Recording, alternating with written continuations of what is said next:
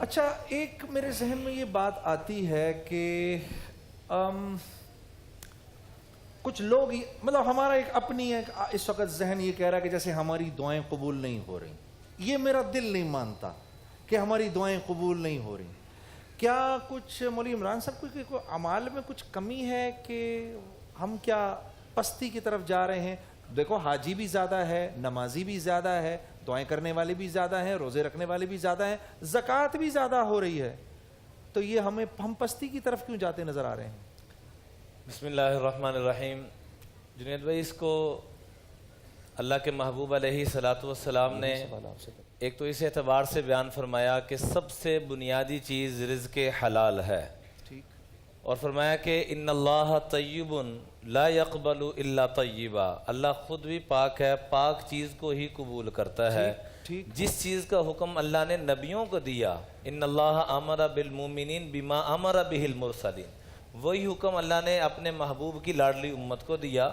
پھر آپ نے ایک واقعہ ذکر کیا, جیسے آپ نے جنید بھی حج عمرے کا تذکرہ کیا, فلاں اعمال کا, آپ نے ایک واقعہ تذکرہ کیا کہ ثم ذکر الرجل یطیل السفر اشعث اغبر یمد یدیہ الی السماء, کہ بیت اللہ پہنچ کے غلاف کعبہ پکڑ کے ایک آدمی پراگندہ بال اور رو رہا ہے زاروں قطار, اور کیا کہہ رہا ہے, یا رب یا رب یا رب, لیکن مطعمہ حرام مشربہ حرام ملبسہ حرام وغذی بالحرام فانا یستجاب لہ. میں اس کم نصیب کا کھانا پینا ہی حرام کا, اس کی دعائیں کہاں سے قبول ہوں؟ اس لیے آقا علیہ الصلوۃ والسلام نے باقاعدہ صحابہ سے سوال کیا کہ بتاؤ سب سے عقل مند کون ہے, سب سے بڑی عقل مند ہستی پوچھ رہے ہیں, سب سے عقل مند. میں ایک تفسیر میں پڑھ رہا تھا وسیم بھائی کہ کائنات میں اللہ نے عقل کے 100 حصے بنائے, ایک حصہ پوری کائنات میں تقسیم کیا, 99% عقل اپنے مصطفیٰ کو عطا فرمائے. واہ سبحان اللہ. وہ پوچھ رہے ہیں, اونچی آواز میں ہونا چاہیے, سبحان اللہ. اور اسی کے اوپر آقا علیہ الصلوۃ والسلام کی شان میں ہندو شاعر نے ایک شعر کہا.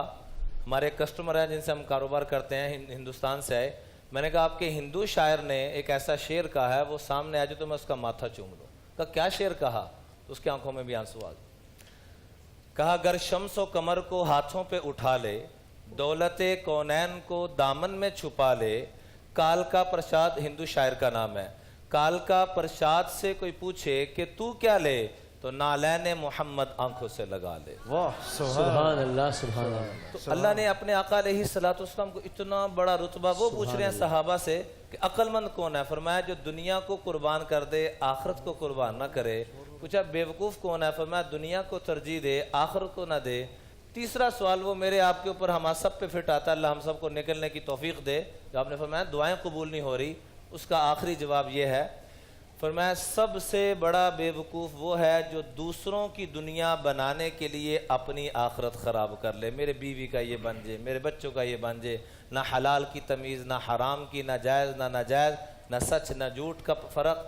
ان چیزوں میں جو پڑے گا, میں اس کی دعائیں کہاں سے قبول؟ عجیب, بالکل صحیح بات. ویڈیو کے نیچے سبسکرائب کے بٹن پہ کلک کریں, بیل کے آئیکن پہ کلک کیجئے تاکہ ہر نئی ویڈیو کی نوٹیفیکیشن آپ کو مل جائے.